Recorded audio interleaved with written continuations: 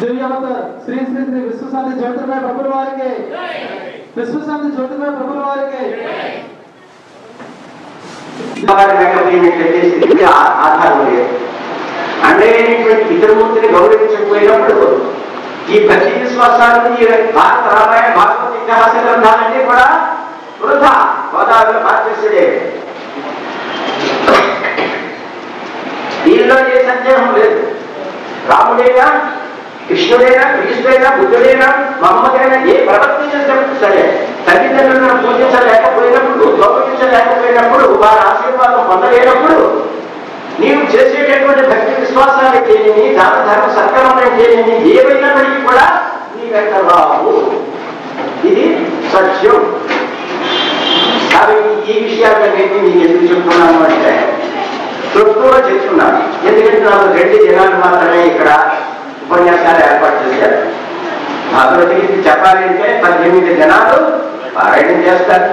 తర్వాత 19 దినాలు ఏదో అందరినీ వెళ్తారు, ఏదో చేస్తారు. 20 దినాలు అన్నదానం చేస్తారు. మరి అన్నదానాలు చేయడానికి, జ్ఞానోపదేశం 20 దినాలు చేయడానికి నాకు టైం లేదు. 2 దినాలు మాత్రమే నేను ఇక్కడ రావాలని అనుకున్నాను. రమణ గారు ఏర్పాటు చేశారు. ఈ 2 దినాల్లో నేను ఎక్కడ బయలుదేరారు, ఎక్కడికి వచ్చారు, ఎక్కడికి వెళ్ళాలి, ఈ విషయాలు చెప్పడానికి మాత్రం క్లుప్తంగా చెప్తున్నాను. సృష్టి మొట్టమొదటి నుంచి క్రిమికీటక పశుపక్షి మధ్య అన్ని జీవుల గురించి కూడా ఒకే ఒక సూత్రంలో ప్రమాణంలో మనం ప్రధానమైనటువంటి వాళ్ళం. కాబట్టి మనుషులు ఈ ప్రధానమైనటువంటి రూపం ఎక్కడి నుంచి ఎప్పుడు బయలుదేరింది అనేటటువంటిది ఈ గ్రంథం ఒక్కటి మాత్రమే ఈ ప్రపంచానికి తెలియపరుస్తుంది. ఆలోచించమనండి. ప్రపంచానికి ఈ ఒక్క గ్రంథం అని ఇదే ఆఖరు గ్రంథం. ఇక గ్రంథాలు రావు. వచ్చినప్పటికీ అవన్నీ కూడా నవల్స్తో సమానంగానే ఉంటాయి. మహాజ్ఞానాన్ని ప్రబోధం చేస్తాయి. కవులు, గాయకులు, చిత్రకళాకులు అందరూ కూడా. కానీ this is the last book in the world to give piece to the world. This is the one, only one. ఇదే హైదరాబాద్ లో చెప్పవలసినటువంటి పరిస్థితి ఏర్పడింది. అక్కడ చెప్పడం కూడా లేదు. కాబట్టి ఈ గ్రంథం ఎందుకు ఇస్తున్నారు అని చెప్పేసిందంటే మనం ఎందుకు పుట్టాము, ఏం చేస్తున్నామో, ఎక్కడికి వెళ్ళిపోతాం, మళ్ళీ అదే హెచ్చరిక. దీనికి ఆటలతో భార్యమైపోయింది. వృద్ధులైనటువంటి వారు చక్కగా మననం చేయండి. రాత్రికి వెళ్ళి పడుకోండి. నేను చెప్పినటువంటి విషయాల గురించి జ్ఞాపకం చేసుకోనండి. యవనంలో ఉండేటటువంటి వాళ్ళకి వేరే విధంగా చెప్తాను. ఆటలతో భార్యమైపోయింది. ఆనందంతో ఎవరైపోతుంది. యవనంలో ఉండేటటువంటి వాళ్ళు గ్రహించుకోనండి. మీరు విజ్ఞానంలో అభ్యసించి పట్టవలసి అవుతున్నారు. కానీ ఎప్పుడైనా నేను ఎందుకు పుట్టాను, ఏం చేస్తున్నటువంటి కథలు ఏమీ లేవు. అన్ని కథలు కూడా మీకు తెలుసు. కానీ ఒక్కటి తెలియదు. నేను ఎక్కడి నుంచి బయలుదేరాను, ఎందుకు వచ్చాను, ఎక్కడికి వెళ్ళాలి, అది తెలియదు. అది మూడే నేను ఈ 2 రోజుల్లో మీకు ప్రతి దినం కూడా ఇది హెచ్చరిస్తాను. ఆశలతో భాగ్యం అయిపోయింది. ఆనందంతో ఎవరు అయిపోయింది. కోరికలు పిల్లలు ఎలా ఉంటారు, వాళ్ళు పెళ్లి చేయాలి, పుస్తకాలు కొనాలి, చదివించాలి, ఇవన్నీ కూడా కోరికలు. అంటే 3వసారి 3వది కోరికలతో కౌమారం 3వ దశ అయిపోతుంది. మృత్యుతో భాగం అయిపోతుంది ముసల్తనం. ఇంకా మనం హస్తాలతో మనం వచ్చాం. కుటుంబంతో ఎవరు పట్టు వస్త్రం కట్టుకు రాలేదు. ఎవరైనా వచ్చారంటే నిరూపించేటటువంటి వారు ఎవరైనా ఏ సిద్ధాంతంలోనైనా ఉన్నట్టు వేయలేకపోతే నేను వారికి సరైపోతాను. కుటుంబంతో ఎవరు పట్టు వస్త్రం కట్టుకు రాదు. అమ్మ రొమ్మును చుట్టినటువంటి చిట్టి పాలతో, అంటే చిన్న ఆ పాలతోటే ఈ చిట్టు రూపం పెరిగి పెద్దదే. మనంటే రూపం దిద్ది మనకి. పుట్టుకతో ఎవరు పట్టు వస్త్రం రాలేదు, కట్టు రాలేదు. అమ్మ రొమ్మును పుట్టిన పట్టు వాళ్ళతో చెట్టి రూపం పెరిగి మట్టిలో పుట్టిన పట్టేదనం తింటుంది. వృక్షాలు ఇచ్చేటటువంటి పదార్థాన్ని తింటుంది ఈ దేవం. మరికోసారి ఎందుకు చెప్తున్నాడంటే 3 సార్లు 2 సార్లు ఎందుకు హెచ్చరిస్తున్నాడంటే రాత్రికి మీరు అందరూ కూడా వెళ్ళి ఒకసారి జ్ఞాపకం చేసుకుంటారని. పుట్టుకతో ఎవరు పట్టు వస్త్రం కట్టు రాదు. అమ్మ రొమ్మున పుట్టిన చిట్టి పాలతో ఈ శరీరం పెరుగుతుంది, తిరిగి మట్టిలో మరుగైపోతుంది. బాల్యంలోనే ఉండిపోతాను అని ఏ భావన ఉండవద్దు. మృత్యు ఆవరిస్తుంది. వస్తుంది 4వ అవస్థ మృత్యు, అంటే 4వ అవస్థ వృద్ధాప్యం మృత్యువుతో గతించిపోవడం. ఇది జ్ఞాపకం చేయడానికి నేను వచ్చాను. కథ చెప్పమని చెప్పేసిందంటే లేనిటువంటి వాడు చెప్తే మృత్యువు నీడలనే వెంబడించుతున్నది, శ్మశానం కాచుకుని ఉంది మన కొరకు. ఎవరు ఎప్పుడు వస్తారో వేచి ఉంది, శ్మశానం కాచుకొని ఉంది, కాష్టం వేచి ఉంది. ఈ హెచ్చరికలు ఏమీ ఇవ్వలేదు. ఇంతవరకు వచ్చినటువంటి మహాత్ములు అవగాహన చేసుకుని అనిపించినట్లయితే మన యొక్క జీవిత రహస్యం అంతా బయటకు వస్తుంది. ఆ రహస్యాన్ని పురస్కరించుకొని మీరు గమ్యాన్ని చేరుకోవాలి. అదే ఈ వేళ మేము ఎక్కడి నుంచి శాంతిగిరి నుంచి వచ్చాను. పునర్జన్మ అంటే జన్మరూపం పునరగట్టి జనడం, పునరగట్టి మారడం, పుట్టు చేస్తూ ఉండొద్దు. నా దగ్గరికి వచ్చేవాడు, నా దగ్గరికి అంటే శాంతిగిరికి వచ్చేవాళ్ళు రావాలని ఎవరైనా భావించినట్లయితే నాకు శిష్యులు ఎవరికి అక్కర్లేదు. కానీ మీరు తిరిగి పుట్టకూడదు అనేటటువంటి భావన ఉండేటటువంటి వాళ్ళు మాత్రమే అక్కడ నా దగ్గర స్థానం. నేను ఒకటే, మీరు చేసినటువంటి పాపాన్ని తీసుకొచ్చి ఓ పాత్రలో పెడితే ఆ పాపం అనేటటువంటి దాన్ని నాకు చెప్పండి, నా దగ్గర పవిత్రత ఉంటే మీరు పట్టుకెళ్తారు. ఇది ఇప్పటికీ మీరు పుట్టి 40, 50, 60, 70 లేక 100 సంవత్సరాలు అవ్వచ్చు. ఎవరు మిమ్మల్ని పాపం అడిగిన వాడు ఒక్కడే వచ్చాడు. వాడెవడు జ్యోతిర్మయ, అది మాత్రం సత్యం. ఎందుకంటే దైవత్వం. కాబట్టి ఈ విషయాన్ని మీరు అవగాహన చేసుకొని మీరు తరించడానికి ప్రయత్నం చేసినట్లయితే తప్పకుండా తరిస్తారు. దీనికి ఒక సూత్రం చెప్తున్నాను.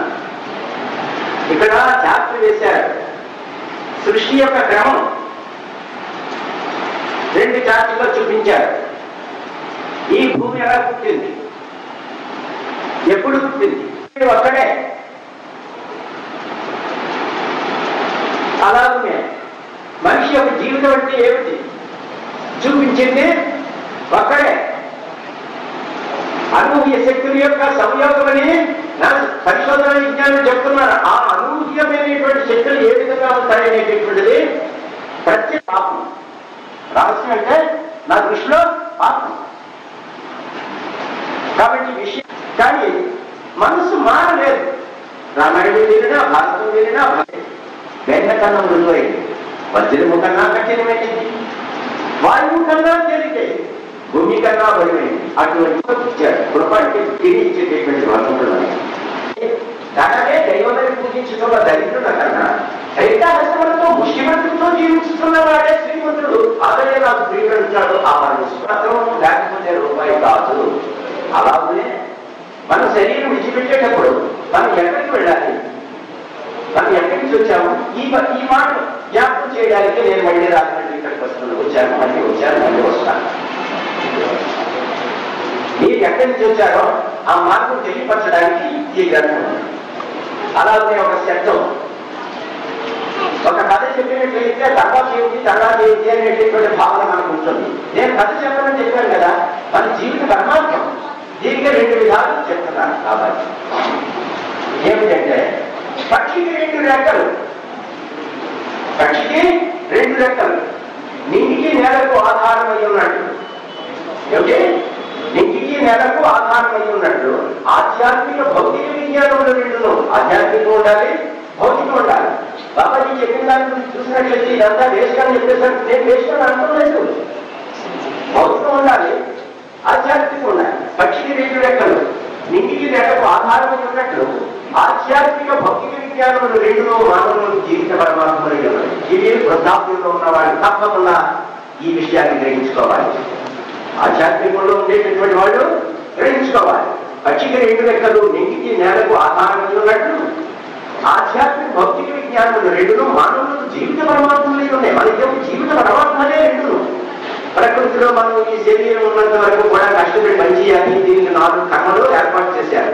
మనల్ని మనం రక్షించుకోవాలి.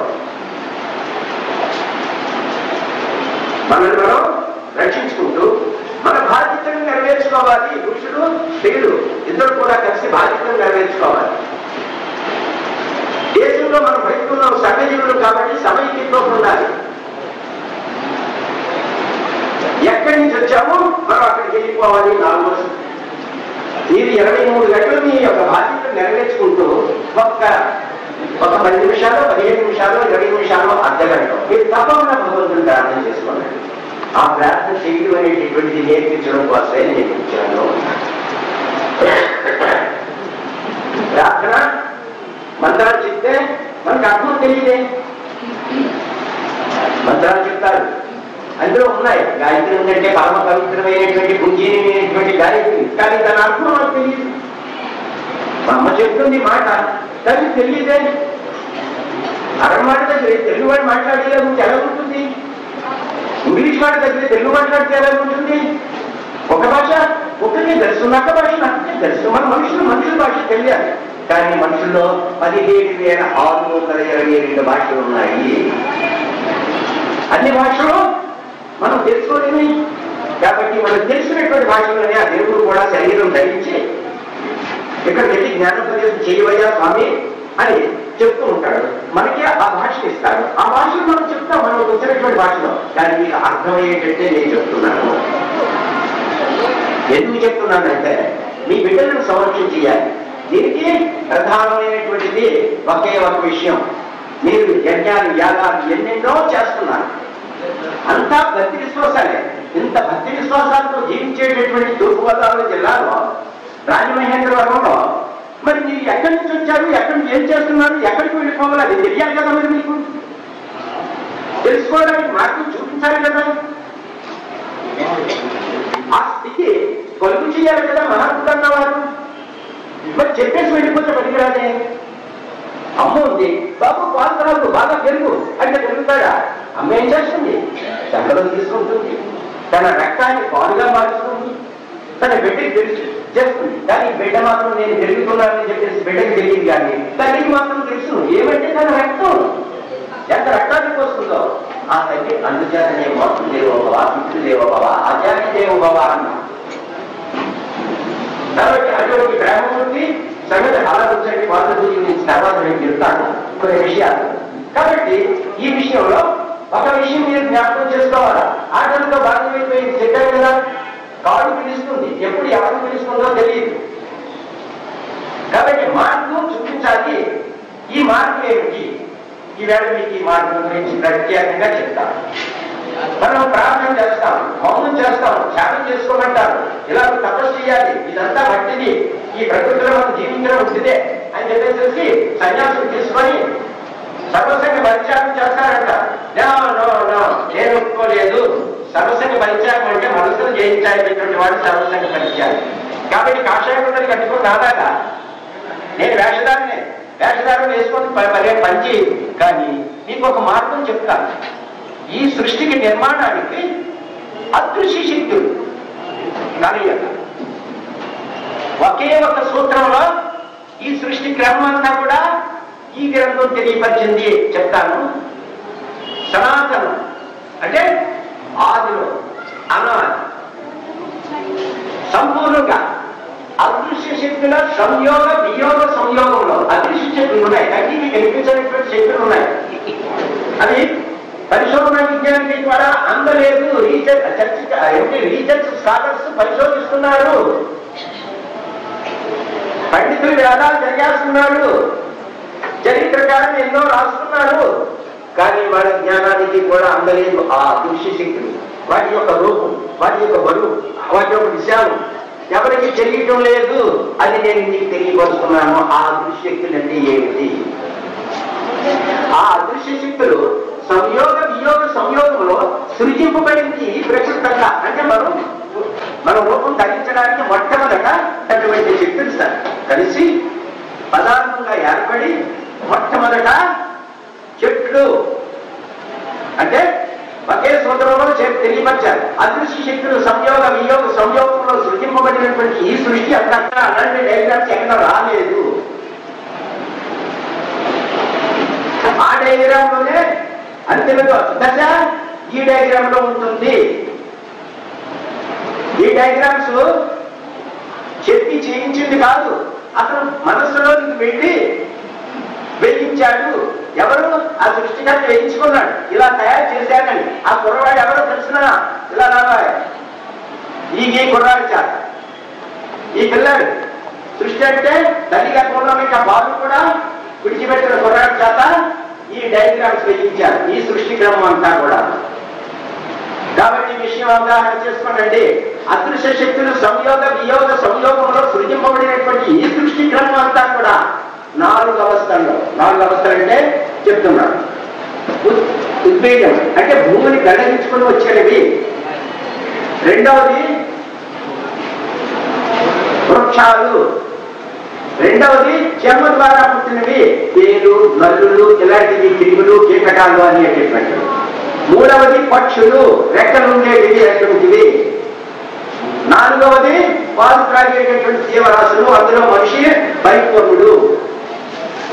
కాబట్టి ఇది 7 దశల్లో వృక్ష, క్రిమి, కీటక, మత్స్య, పక్షి, జంతు, మానవ రూపంగా మనం రూపొందాము. సైన్స్ లోను కూడా దీన్ని ప్రూవ్ చేయడానికి ఆధ్యాత్మికం ఈనాడు ముందు వస్తున్నది. సైంటిస్టులు కూడా ఇక్కడికి వచ్చి మాట్లాడి అయితే నిష్ఠతోటి నిబంధనతోటి చేయాలి, ఎవరైనా రావచ్చు, కానీ పుట్టించడం రావద్దే, కానీ దీన్ని సంరక్షించడం మాత్రం నాకు తెలియదు. అలాగే మనం అందరం కూడా దేవుడిని తయారు చేస్తున్నాం, కానీ ఆ దేవుడు చెప్పినటువంటి విషయాలు మనకి వారికి అక్కడే తెలియలేదు. అది రహస్యం.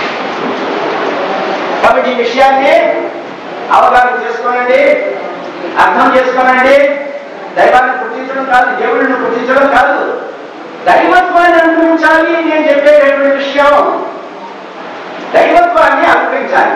ఇప్పుడు నీలో దైవత్వం ఉంది, నీలో ఉన్న ఆత్మజ్యోతిని ఎవరైనా బయట తీసుకెళ్ళి చూపించగలరా?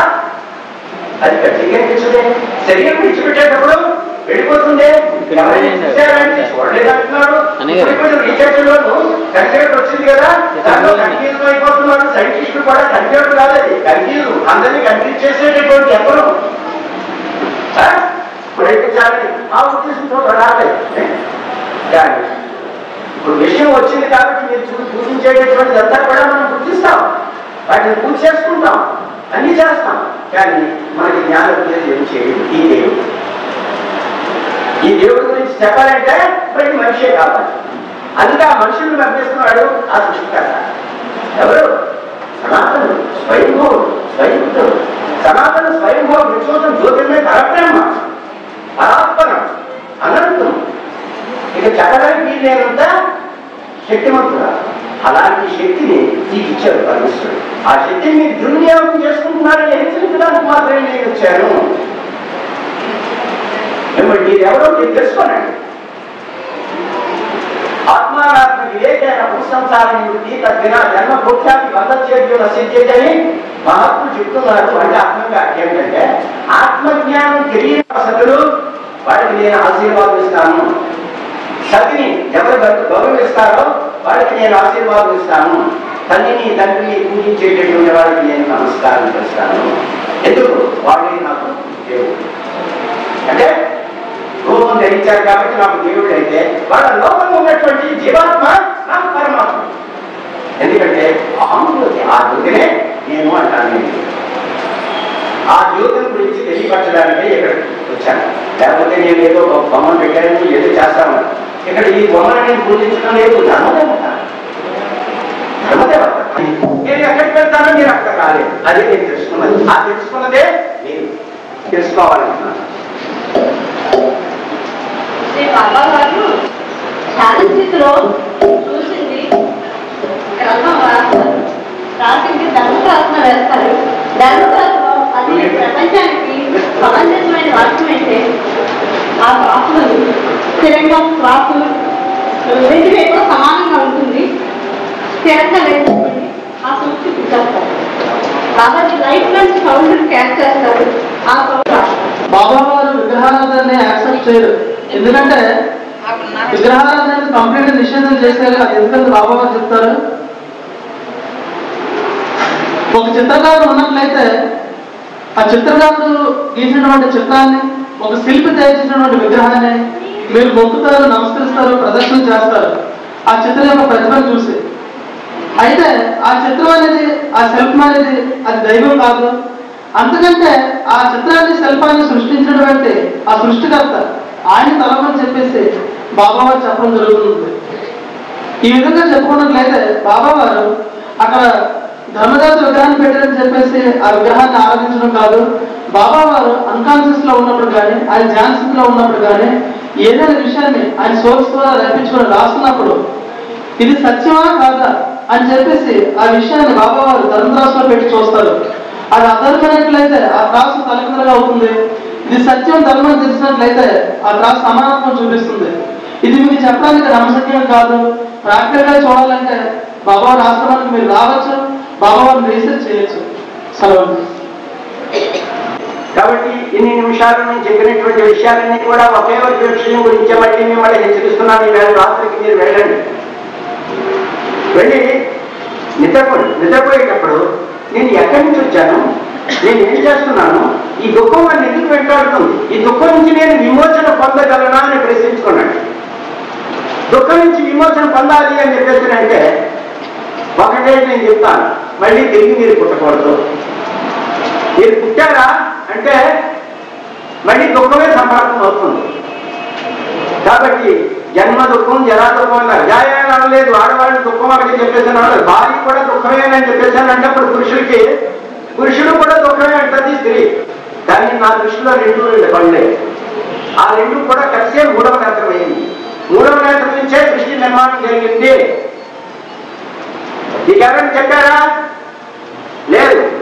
స్త్రీ పురుషత్వముల సంయోగంలో సృష్టింపబడినటువంటి సృష్టి క్రమ పరిణామం కూడా వృక్ష క్రిమి కీటక మధ్య పక్షి జంతు మానవ స్వరూపంలో 7 దశల్లో వికసించింది. ఈ 7 దశల్లో మిమ్మల్ని 7 స్థితులుగా మార్చి నేను తీసుకెళ్లాలని నా ఆశ. ఆ స్థితికి ఎవరైతే వస్తారో, అందుకు ఎవరైతే ఇష్టపడతారో అలాంటి వాళ్ళందరూ వచ్చి జ్యోతి యొక్క దివ్యత్వాన్ని అనుభవించడానికి ప్రయత్నం చేయాలి. ఇది ధర్మత్రాసు. ఆ ధర్మం అనేటటువంటిది ఇందులో శ్రమ చేయబడింది. ఇందులో అసత్యం, అబద్ధం, మోసం, దగ, ద్రోహం అనేటటువంటిది ఈ ధర్మత్రాసు దగ్గర ఉండదు. మన కోర్టులో కూడా ధర్మం అని చెప్పేస్తాను అంటున్నారు, కానీ అక్కడ అధర్మం చెబుతుంది, మీకు తెలిసిన విషయమే. కానీ ఇక్కడ మాత్రం కోర్టు వాళ్ళు కూడా ఇక్కడికి వచ్చి ధర్మంలో చూసి భయపడుతున్నారు. కాబట్టి విషయం అవగాహన చేసుకోనండి. ఈవేళ అర్ధగంట మీకు ఈ విషయం చెప్పాను అంటే రేపు మళ్ళీ ఒక గంట సేపు మాత్రమే చెప్తాను, ఎక్కువ చెప్పను.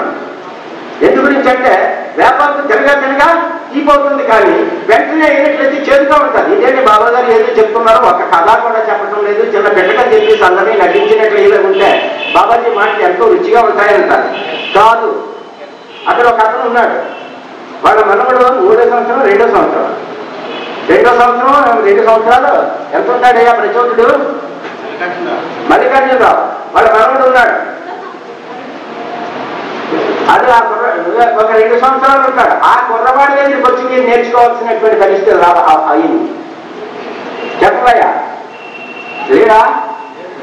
లేదు, ఎక్కడికి పోయి ఇచ్చాడు. ఎందుకంటే బాల్యం నుంచి అతను పుట్టుకతోటే వచ్చాడు. కాబట్టి ఆ కుర్రవాడి జ్ఞానోపదేశం చేస్తున్నాడు. 2.5 సంవత్సరాల కుర్రవాడు అందరికీ పెద్దవాడు. నువ్వు ఎందుకు పుట్టావయ్యా, ఎందుకని నీకు తెలిసిన ఇదిగో నేను 12 దానికి పుట్టానని చెప్పేసి అడుగుతున్నాడు. కాబట్టి విషయాన్ని అవగాహన చేసుకోనండి. జ్ఞానం చిన్నపిల్లడికి పెద్ద పిల్లడికి అది లేదు. సముద్రం అందరికీ కూడా ఉంటే చిన్నాడు వెళ్ళి పండినా చచ్చిపోతాడు, పెద్దాడు వెళ్ళి పండినా అందరూ చచ్చిపోతాడు. కాబట్టి ఆ జ్ఞానంలో మీరు చచ్చిపోయింది. ఆ జ్ఞానమే పరమేశ్వరుని తాలూకు ప్రతిరూ. ఆ జ్ఞానమే తేజస్సు. ఆ జ్ఞానమే ఓంకారం. అకారం ఉకారం అకారం అని చెప్పేసి మీకు తత్వాలను చెప్తూ ఉంటారు కదా. నేను తత్వాలు చెప్పడం లేదా, ఆ ఓంకారం మీకు ఇచ్చేయడానికి నేను వచ్చాను. ఎవరికి కావాలో రేపు డిసైడ్ చేసుకోండి, వేళ రాత్రికి వెళ్ళిపోండి. నేను మళ్ళీ పుట్టకూడదు పరమేశ్వర, ఇక నేను జన్మ ఎత్తకూడదు, నేను ఎత్తకుండా ఉండాలంటే నేనేం చేయాలి అనేటటువంటి జ్ఞానోపదేశం చేస్తున్నారు. ఆ మార్గంలో నేను వెళ్తానని ఇలా ఉండే 3 విషయాలు: సత్యం, ధర్మం, అహింస. మీరు 3 పాటిస్తే చాలు, ఇంకేం అక్కర్లేదు.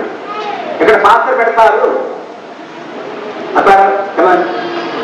పాత్ర స్వీకారం పాత్ర తొందరగా చెప్పు. పాత్ర స్వీకారం పాత్ర. బాబాజీ ఊపిరిలో నీళ్లు పెడతారు, నీళ్ళలో చేయి పెట్టినట్లయితే మనం అందరూ పాపం చేయలేని వాళ్ళు ఎవరు లేదు కదా. ఆ పాపం దాంట్లో పెట్టినట్లయితే స్వీకరిస్తారు. ఆ నీళ్లు ద్వారా తీసుకుంటారు. ఆ నీళ్లు అందరి పాపాలు తీసుకుని ఆయన తాగేస్తారు. తాగేసేసి ఆ బాబాజీకి ఈ కంఠం అంతా కూడా గుండె కింద అయిపోతుంది. ఇది మలమూత్రాల ద్వారా కూడా రక్తం అన్నీ కూడా పడతాయి. ఆయన అన్నీ మేము చూసి ప్రాక్టికల్ తెలుసుకుంటాం. ఇది ఆ పాపం స్వీకరించిన తర్వాత గుణారాగం అనే మహామంత్రం ఇస్తారు. దాంట్లో ఆ మహామంత్రాన్ని మనం జపించుకుంటే చాలు. రోజు చేసుకున్నట్లయితే ఇంకా మనకి వేరే ఇంకా ఏమేమి ఉండవు. అది కాబట్టి ఈ విషయాన్ని మీకు మరొకసారి హెచ్చరిస్తున్నాను. నేను రామాయణం చెప్పలేదని చెప్పాను కదా. ఇప్పుడు మీకు జ్ఞాన గ్రంథాన్ని ప్రబోధం చేస్తాను. ఇప్పుడు 3 మాటల్లోనే ఏమిటి? ఏ శక్తి అయితే సృష్టికి మూల కారణం అయిందో ఆ శక్తిని మీకు ఇస్తారు. అదేమిటి? గుణారాగం. గుణారాగం అంటే ఓంకారనాదం. ఆ నాదంలో నుంచి ఏమిటి వచ్చింది? లేకపోతే ఆ నాదానికి మూలం ఏమిటి అనేటటువంటిది తేజస్సు. ఆ తేజస్సు మీలో ఉన్నది. ఆ తేజస్సుని మీకు చూపుతారు. కాబట్టి దానిని అనుభవించి ధరించడానికి ప్రయత్నం చేసినటువంటి వాళ్ళు ధన్యులు అవుతారు. ఎవరికైనా సందేహం ఉన్నట్లయితే, ఎవరికైనా చూడాలని ఆశ ఉన్నట్లయితే నేను చెప్పినటువంటి మార్గంలో వెళ్ళండి, అనుభవించండి, ధరించండి. దీనికి 3 సూత్రాలు. అహింస పరమోత్తమ ధర్మం. సద్ధర్మాన్ని పోషించుకోవడం, భార్య భర్తని, భర్త భార్యని సంరక్షణ చేసుకోవడం, తమ బిడ్డలను కాపాడుకోవడం. సన్యాసం అంటే నాకు ఇష్టం లేదు. సన్యాసం అంటే అడుగుతున్న అంటాను నేనైతే. ఎవరో పెట్టింది సంపాదించడం, వాళ్ళు తినడం, సన్యాసులు నాకు ఇష్టం లేదు. నేను ప్రొద్దుటి నుంచి సాయంకాలం వరకు కష్టపడతాను, మీకు సేవ చేస్తాను, మీరు పట్టి దండం పెడితే నేను తింటాను. అది నా సేవ.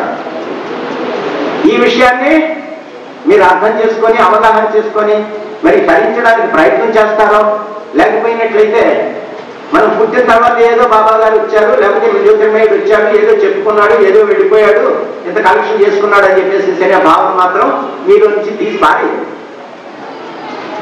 కాబట్టి విషయం అవగాహన చేసుకోండి. మీకు డయాస్ మీద ఎవరైనా సందేహం ఉందా అని అడిగిన వాళ్ళు ఎవరు ఉండరు. నేను అడుగుతాను. ఎవరికైనా సందేహం ఉన్నట్లయితే వెంటనే లేచి అడగవచ్చు.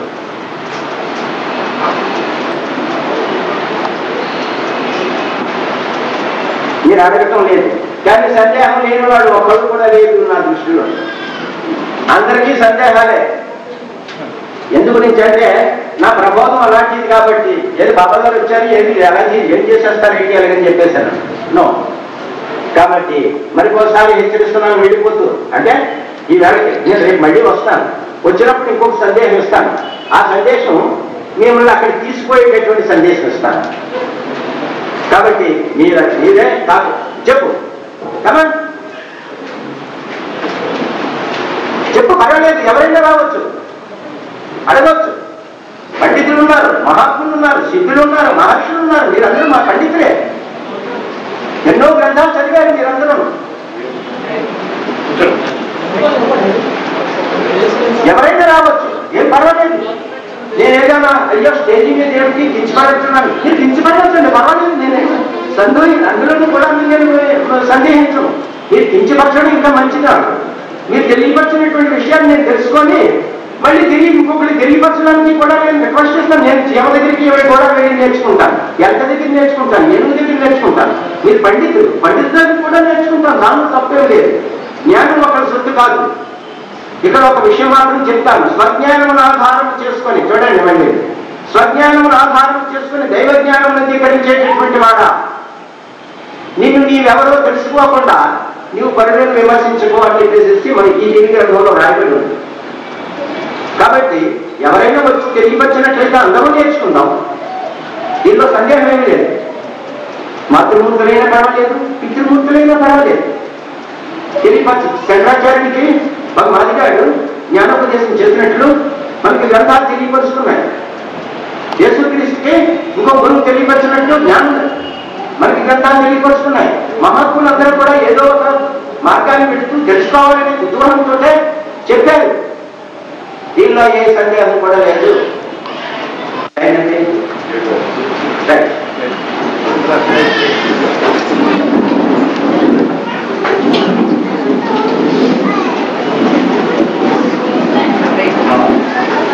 శివ సత్య సంపూర్ణుడు, సర్వ సృష్టికి ఆది సంపూర్ణుడు, మహిమాస్వరుడి, అనంత జ్ఞాని, అమోచరుడు, త్రికాలవేది ఉన్న సర్వేశ్వరుడు ఈ సర్వ భూప్రపంచములను సంరక్షించుగా. తథాస్తు, శుభమస్తు. జై జ్యోతి, జయ జ్యోతి.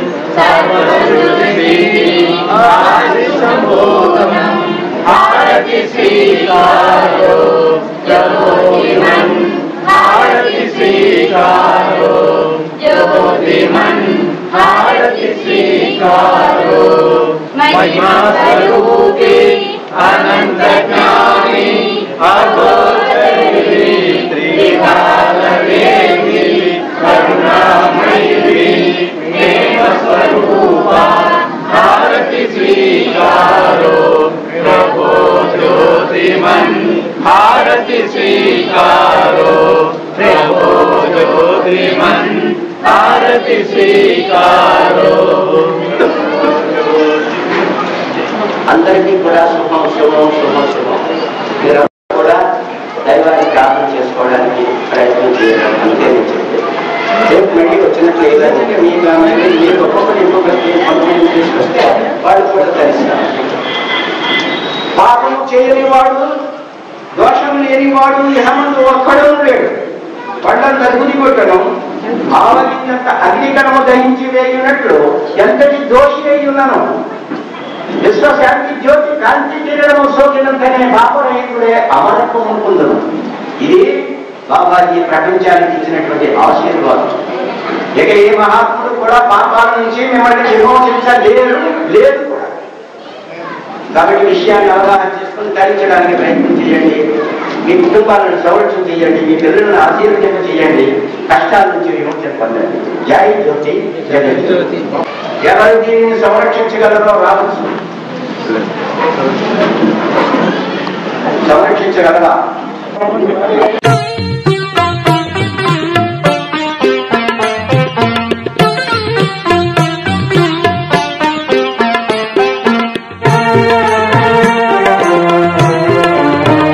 శరణం దివ్య శరణం శ్రీ బాబనామే మధురం శ్రీ శాంతి జ్యోతి బాబా శరణం దివ్య శరణం శ్రీ శరణం.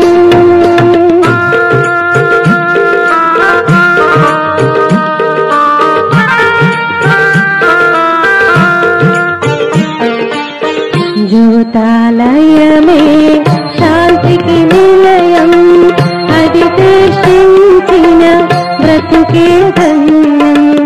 జ్యోతాలయమే శాంతికి నిలయం, అది దర్శించిన బ్రతుకే ధన్యం. అమరపురివాస ఓ జ్యోతిర్బాబా, అమరపురివాస ఓ జ్యోతిర్బాబా, మాయిల వేలుపు నీవే శరణం నీ దివ్య శరణం శ్రీ శరణం.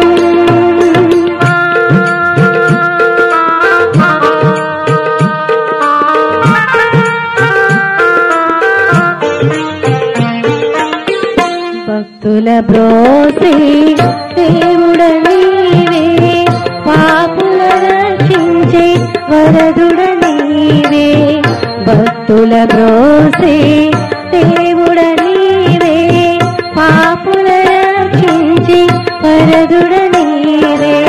సకల జీవు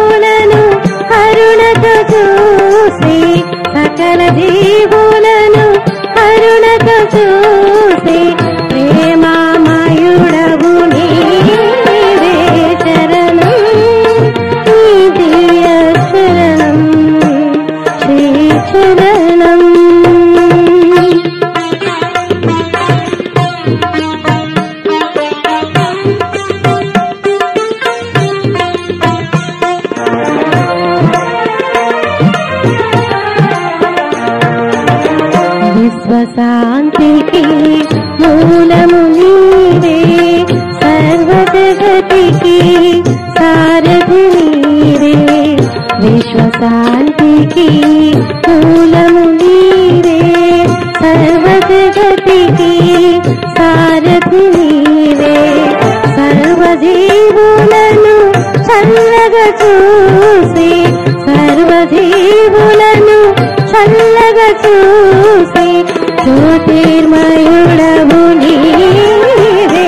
శరణం దివ్య శరణం, శ్రీ బాబనామం మధురం, శ్రీ శాంతి జ్యోతి బాబా శరణం దివ్య శరణం, శ్రీ శరణం. శరణం దివ్య శరణం.